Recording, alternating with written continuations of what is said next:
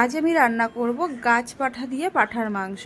তার মানে হচ্ছে ইঁচড় দিয়ে, খাসির চর্বি দিয়ে। শুনেছি নাকি খুব খেতে ভালো লাগে, তার জন্য আমি আমাদের বাড়ির গাছের থেকে একটা ইঁচড় কেটে নিলাম। আর দেখছি ইঁচড়গুলো নিচে কেমন কালো কালো হয়েছে, কারণ কদিন আগে আমাদের ছাদে অনেক আজে বাজে জিনিস পড়েছিল, ছেঁড়া বস্তা, ব্যাগ ট্যাগ পড়েছিল, সেইগুলো বাইরের জায়গাতে পুড়িয়ে দেওয়া হয়েছিল। তার জন্য ইঁচড়ের গায়ে একটু আগুনের তাপটা লেগেছে, কালো কালো হয়ে গেছে। ইঁচড়টা কাটতে আমার ভয়ই পাচ্ছিলাম, কারণ ভেতরে কী অবস্থায় জানি না। তারপরে দুফাল করে দেখি যে না, ইঁচড়টা সত্যি খুব ভালো।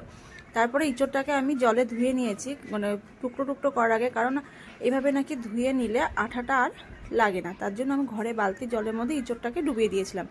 তারপরে তোমাদের দাদাভাই দেখো চর্বি নিয়ে এসছেন, এইভাবে আমাকে দেখাচ্ছে, এই নাও। তারু কাকা এসেছিল কিছু না, এনার কাছ থেকে আমরা নাইটি চাদর কিনি। তো প্রগতিকে আমি একটা পয়লা বৈশাখে নাইটি দেবো বলে একটা নাইটি নিলাম। আর এ দেখো কত বড় শোল মাছ।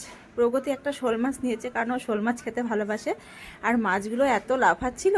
তারপরে সমস্ত কাজ সেরে আমি একটু সকালে খাবার খেলাম। তারপরে দেখি দুপুরবেলা তোমাদের দাদাভাই কলেজ থেকে ফুচকা নিয়ে এসছে। ফুচকা খেয়ে তারপরে একটু রেস্ট করে নিয়ে তারপরে আমি আর নিপাদি হাঁটতে গিয়েছিলাম। তারপরে রিশান এদিকে বাড়ি যাওয়া অকাজ শুরু করেছে, ওর বাবা আমাকে আবার ভিডিও করে পাঠিয়েছে, দেখো কি অবস্থা।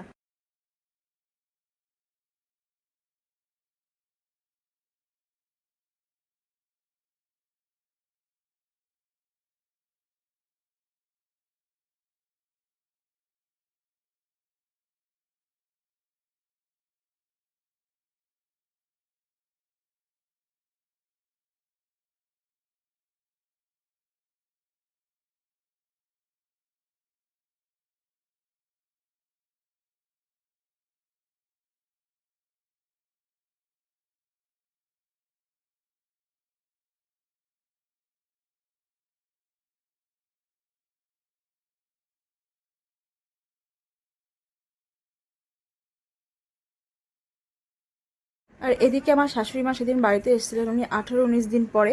তো উনি গিয়েছিলেন বৃন্দাবন, কাশী, আরও অনেক জায়গায় উনি ঘুরে ঘুরে এসছেন।